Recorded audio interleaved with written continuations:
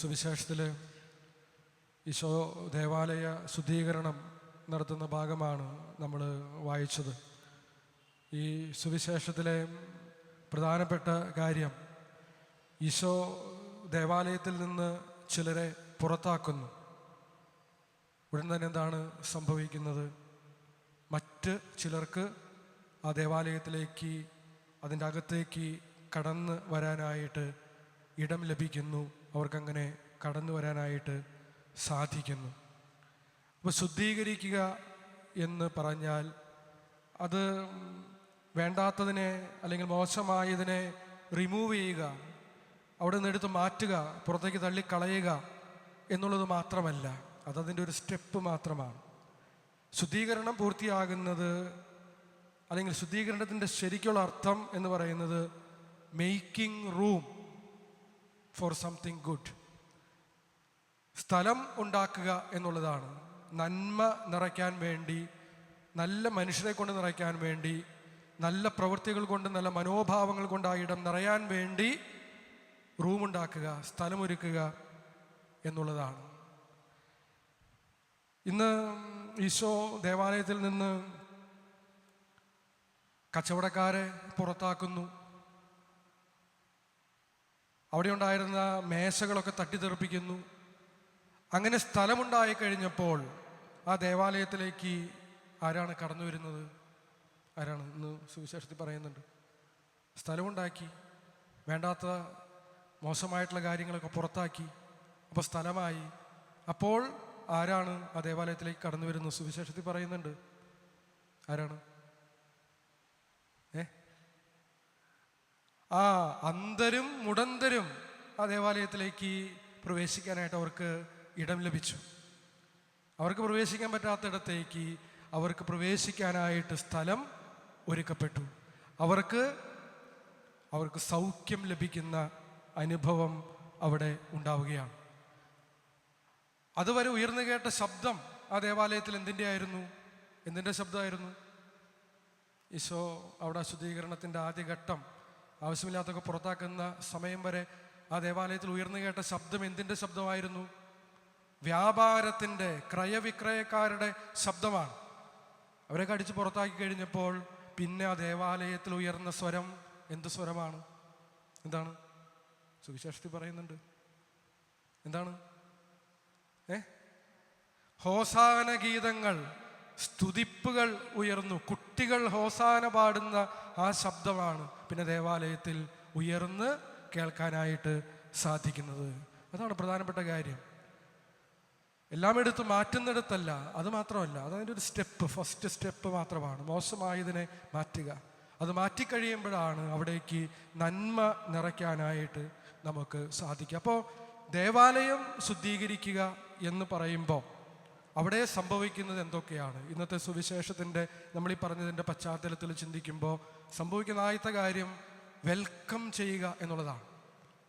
അതുവരെ കടന്നു വരാൻ സാധിക്കാത്തവരെ വെൽക്കം ചെയ്യുന്ന, അവർക്ക് കടന്നു വരാൻ സാധിക്കുന്ന ഒരു സാഹചര്യം ഒരുക്കുക. അതാണ് ശുദ്ധീകരണത്തിലെ ഒരു പ്രധാനപ്പെട്ട കാര്യം ഇന്നത്തെ സുവിശേഷത്തിൻ്റെ അടിസ്ഥാനത്തിൽ.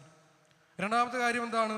ആ കടന്നു വന്ന മനുഷ്യർ, അവർക്ക് ആത്മീയവും ശാരീരികവും മാനസികവുമായിട്ടുള്ള സൗഖ്യം ലഭിക്കാനായിട്ട് ഇടവരിക. മൂന്നാമത്തെ കാര്യം എന്താണ്?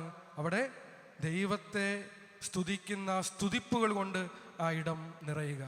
ഇപ്പോൾ ദേവാലയം ശുദ്ധീകരിക്കപ്പെട്ടു എന്ന് പറഞ്ഞാൽ അവിടെ ഉണ്ടായിരുന്ന, നമ്മളെപ്പോഴും ചിന്തിക്കുന്നത് അവിടെ ഉണ്ടായിരുന്ന കച്ചവടക്കാരടിച്ച് പുറത്താക്കി, അവിടെ ഉണ്ടായിരുന്ന ഈ പ്രാവുകളെയും മറ്റ് സാധനങ്ങളൊക്കെ അടിച്ച് പുറത്താക്കി, അതല്ല ദേവാലയ ശുദ്ധീകരണം എന്ന് പറയുന്നത്.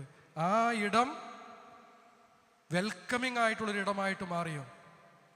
ആ ഇടം സൗഖ്യത്തിൻ്റെ ഒരിടമായിട്ട് മാറിയോ? ആ ഇടം ദൈവത്തെ സ്തുതിക്കുന്ന സ്തുതിപ്പുകൾ കൊണ്ട് മുഖരിതമാകുന്ന ഇടമായിട്ട് മാറിയോ?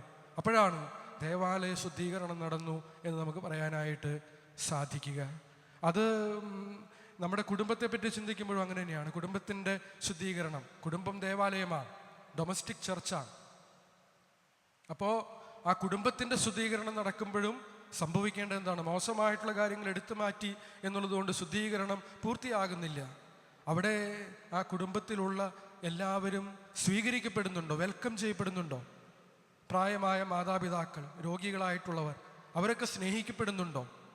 അപ്പോഴാണ് വെൽക്കമിങ് ആ ഒരു ആറ്റിറ്റ്യൂഡ്, അപ്പോഴാണ് ശുദ്ധീകരണത്തിൻ്റെ ഒരു ഭാഗം സംഭവിക്കുന്നത്. അങ്ങനെ സ്വീകരിക്കപ്പെടുന്നവർ ആത്മീയവും ശാരീരികവും മാനസികവുമായിട്ടുള്ള സൗഖ്യം അനുഭവിക്കും വിധത്തിലുള്ള നമ്മുടെ പെരുമാറ്റം അവർക്ക് അനുഭവിക്കാനായിട്ട് സാധിക്കുന്നുണ്ടോ? കരുണയോടെ, അനുകമ്പയോടുകൂടി, സ്നേഹത്തോടുകൂടി അവരെ നമ്മൾ ശുശ്രൂഷിക്കുന്നുണ്ടോ? അപ്പോഴാണ് സൗഖ്യം രോഗികളായിട്ടുള്ള ആളുകളുടെ ജീവിതത്തിൽ.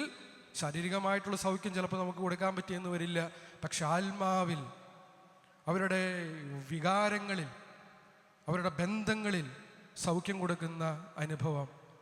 അതുപോലെ തന്നെ നമ്മുടെ കുടുംബങ്ങൾ ദൈവത്തെ സ്തുതിക്കുന്ന സ്തുതിപ്പിൻ്റെ ഇടങ്ങളായിട്ട് മാറുന്നുണ്ടോ? നമ്മൾ ചിന്തിക്കണം. ഇന്ന് പലപ്പോഴും നമ്മുടെ കുടുംബങ്ങളിൽ സന്ധ്യാപ്രാർത്ഥന പോലും ഇല്ലാത്ത അവസ്ഥകളുണ്ട്. ദേവാലയ ശുദ്ധീകരണം, കുടുംബത്തിൻ്റെ ശുദ്ധീകരണം അവിടെ നടക്കുന്നില്ല, പൂർണ്ണമാകുന്നില്ല. പ്രാർത്ഥനയില്ലാത്ത കുടുംബങ്ങൾ, സന്ധ്യാപ്രാർത്ഥനയില്ലാത്ത കുടുംബങ്ങൾ. സുവിശേഷം പറയുകയാണ് വളരെ വ്യക്തമായിട്ട്, അവിടെ സ്തുതിപ്പില്ല, ദൈവത്തെ സ്തുതിക്കുന്നവരില്ല, അവിടെ ശുദ്ധീകരണം സംഭവിക്കുന്നില്ല എന്ന് നമ്മൾ തിരിച്ചറിയണം. അതുകൊണ്ട് സ്നേഹമുള്ളവരെ നമ്മുടെ ജീവിതത്തിൻ്റെ എല്ലാ മേഖലകളിലും, വ്യക്തിപരമായ സാഹചര്യങ്ങളിലും, നമ്മുടെ കുടുംബങ്ങളിലും, നമ്മുടെ ഈ ദേവാലയത്തിലും ഇടവകയിലുമൊക്കെ ഈ 3 കാര്യങ്ങൾ സംഭവിക്കുന്നുണ്ടോ? നമ്മൾ വെൽക്കമിങ് ആണോ? നമ്മൾ മറ്റുള്ളവരെ സ്നേഹത്തോടെ സ്വീകരിക്കുന്നവരാണോ? ആ സ്വീകരിക്കുന്നവർക്ക് സൗഖ്യം നൽകും വിധത്തിൽ അവരോട് ഇടപെടുന്ന, അവരോട് പെരുമാറുന്ന, അവരോട് സംസാരിക്കുന്ന മനുഷ്യരാണോ? അതുപോലെ തന്നെ ദൈവത്തെ സ്തുതിക്കുന്ന ഒരു കൂട്ടായ്മയാണോ?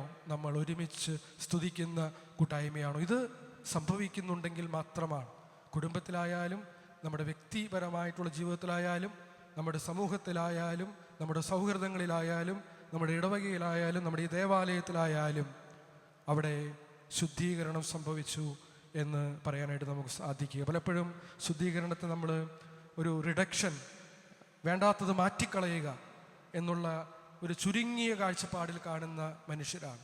വേണ്ടാത്തത് മാറ്റിക്കളയുന്നത് അതിൻ്റെ ഒരു ഭാഗം മാത്രമാണ്. ആ ഇടം നന്മ കൊണ്ട് മറ്റുള്ളവരെ സ്വീകരിക്കുന്നത് വഴിയായി, അവർക്ക് സൗഖ്യം നൽകുന്നത് വഴിയായി, ദൈവത്തെ സ്തുതിക്കുന്നത് വഴിയായി ദൈവ സ്നേഹം നിറയുന്ന ഇടമാക്കി മാറ്റാൻ നമുക്ക് സാധിക്കുന്നുണ്ടോ എന്നുള്ളതാണ് പരമപ്രധാനമായിട്ടുള്ള ചോദ്യം.